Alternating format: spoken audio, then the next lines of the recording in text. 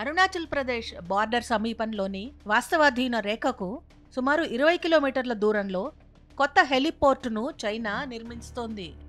ఈ హెలిపోర్టును చాలా వేగంగా నిర్మిస్తున్నట్లు తెలుస్తోంది. ఇండో చైనా బార్డర్ వద్ద తమ కార్యకలాపాలను వేగవంతం చేసేందుకు ఈ పోర్ట్ ఉపయుక్తం కానుంది. చైనా చాలా దూకుడుగా తన మిలిటరీని ఈ పోర్ట్ ద్వారానే వాడుకునే అవకాశం ఉంది. గోంగ్రీ గాబు క్యూ నది సమీపంలో హెలిపోర్ట్ నిర్మాణం సాగుతోంది. ఇది టిబెట్ స్వయం ప్రతిపత్తి ప్రాంతంలోకి వస్తుంది. అయితే చైనా అధీనంలో ఉన్న ప్రాంతంపై భారత్తో ఎటువంటి విభేదం లేదు. అక్కడ వేగంగా జరుగుతున్న నిర్మాణ పనులను మ్యాక్సర్ శాటిలైట్ క్లిక్ మనిపించింది.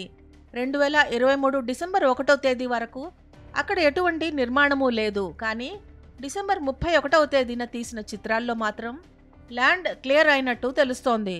ఇక 2024 సెప్టెంబర్ 16న తీసిన మ్యాక్సర్ హెచ్డి చిత్రాల ద్వారా ఆ ప్రాంతంలో ఆధునిక హెలిపోర్ట్ నిర్మాణం జరుగుతున్నట్లు తెలుస్తోంది.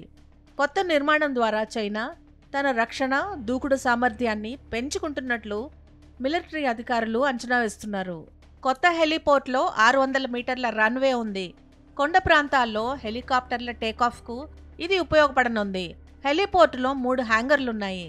హెలికాప్టర్లను పొజిషన్లో పెట్టేందుకు ఎయిర్ ట్రాఫిక్ కంట్రోల్ ఫెసిలిటీ, వాటికి అనుబంధమైన బిల్డింగ్లు నిర్మాణాల్లో ఉన్నాయి. మరోవైపు వాస్తవాధీన రేఖ వెంట చైనా జియోకాంగ్ గ్రామాలను నిర్మిస్తోంది. వివాదాస్పద ప్రాంతాల్లో తమ పట్టును పెంచుకునేందుకు చైనా ఈ తరహా ప్రయత్నాలు చేస్తోంది.